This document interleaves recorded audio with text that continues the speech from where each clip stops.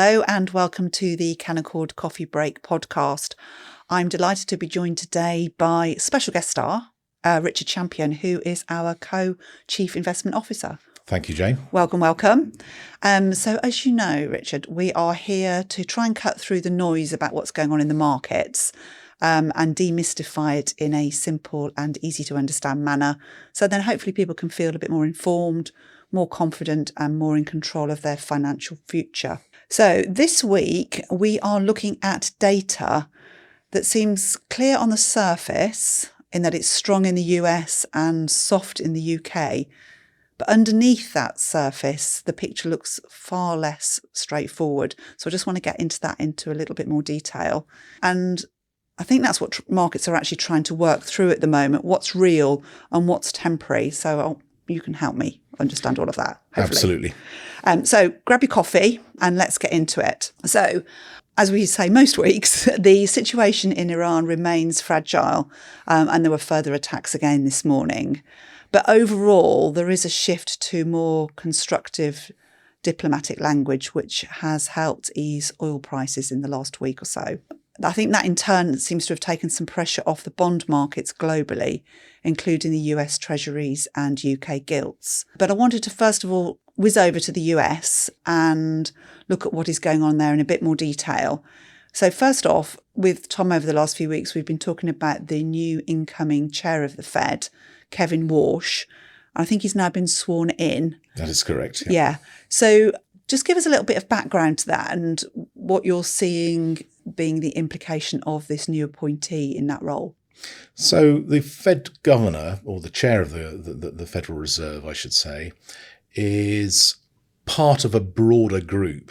They can set the tone, but they can't dominate the conversation entirely because there's a group of committee members who are also their own people. Yeah. So Kevin Warsh is going to be able to set the tone. And he's got a difficult mandate because his boss, President Trump, is not an inflation hawk. President Trump has made it quite clear he thinks interest rates should be much lower and has put one of his allies on the Fed committee to help that. Whereas Kevin Warsh is much more data-led and has historically been seen as more of a hawk in terms of inflation, i.e. he's more likely to take action proactively to raise rates if he thinks inflation's a problem. And we also talk about the Fed and market independence. Why is it so important then that it's seen to be an independent body? From the period in the 70s and before in the case of the Fed, there's a sense that politicians will do things based on an electoral cycle, particularly, dare I say, in the UK, where obviously the government used to set interest rates until 1997. And that means that short-term considerations take precedence over long-term considerations, and bad outcomes are the result. And we may come on to in a minute, the US economy is running quite hot, probably doesn't need lower rates right now from an external point of view. But if you're Donald Trump, you want to get re-elected in the midterms, or you want the Republicans to be re-elected in the midterms, you want to run it as hot as you possibly can at the moment. Okay. So let's touch on that data then and the things we should know about the US economy at the moment. I know the US data was resilient last week. Can we just have a look at that? What particular pieces of data we've been looking at in the CIO? So we have this measure called the initial jobless claims data. Initial jobless claims data. So that catchy title. Catchy, IJC. That comes out every week. Yeah. So it's a very regular flow of data. Okay. And that's just new people joining the jobless markets. Okay. So you want that number. If you're growing the economy, you want that to be a low number. Yep.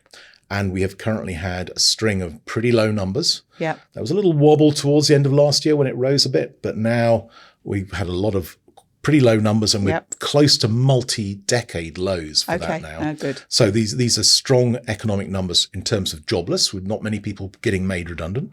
And at the same time, we've had manufacturing so-called purchasing managers index numbers, which is basically a measure of activity, and that was very strong in the States as well. Now, manufacturing is only a small part of the economy, maybe 20% of the economy, but that was still a very strong number. Okay. So if anything, then that's those two pieces of data suggesting the US economy is doing well. Doing well, yeah. So, and just remember, you've had an enormous amount of spending on AI. Yep. The government's running a very large deficit, 5.8% of GDP at the moment. And at the same time, they passed this bill last year, the One Big Beautiful Bill Act, which is giving a lot of cash back into consumers. People who paid tax on their tips in 2025 are getting that tax given them back in 26.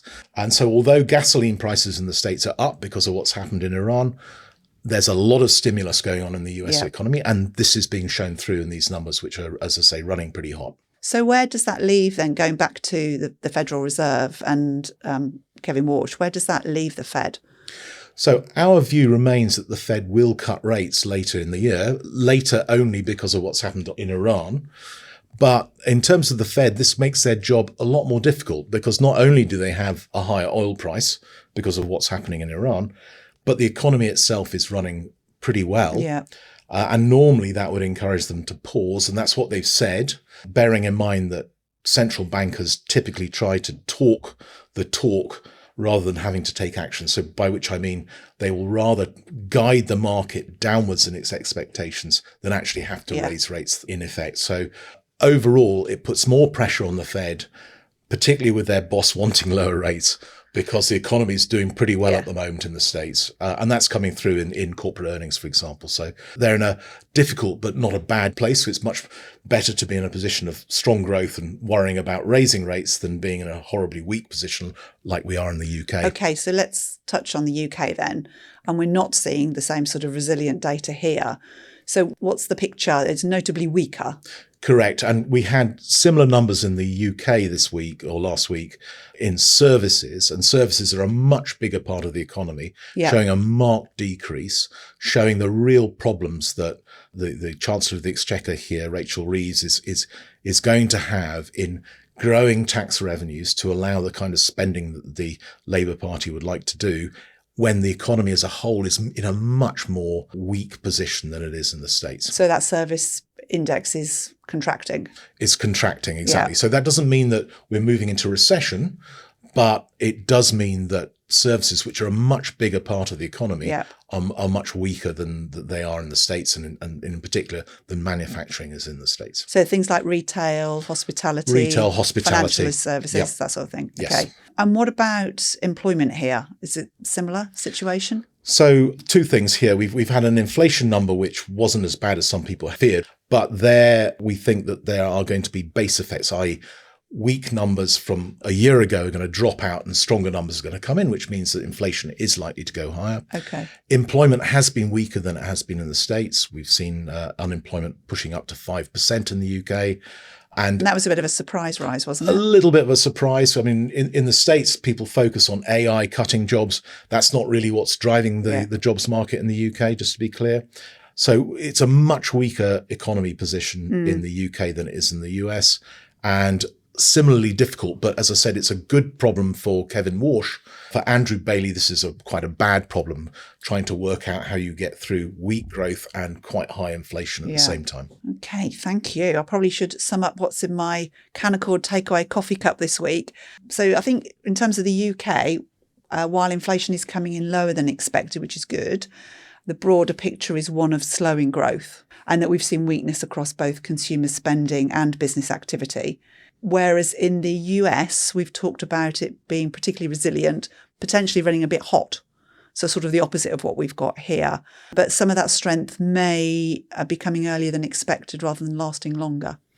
That's right. And we still don't know and have no visibility on what's happening in Iran and whether a settlement's going to come, whether that blockage in the Strait of Hormuz is going to be resolved, which is very important longer term. Interesting. So I guess the question for investors is no longer how strong is growth, but how sustainable is it? Absolutely. And our position remains that we want to be what we call balanced, diversified and flexible. And right now that flexibility is really important, because if things change markedly for the worse, or indeed for the better in the States, which makes it long-term worse because rates go up, we need to make sure we can adjust our positions. Brilliant. Thank you. Well, thank you very much. Thank you for stepping in today. It's lovely to welcome. see you. And thank you to everyone for listening to the Canaccord Coffee Break podcast. Hopefully you've enjoyed it. And if you have, please don't forget to hit follow on Spotify or Apple or your podcast channel of choice so you never miss an episode.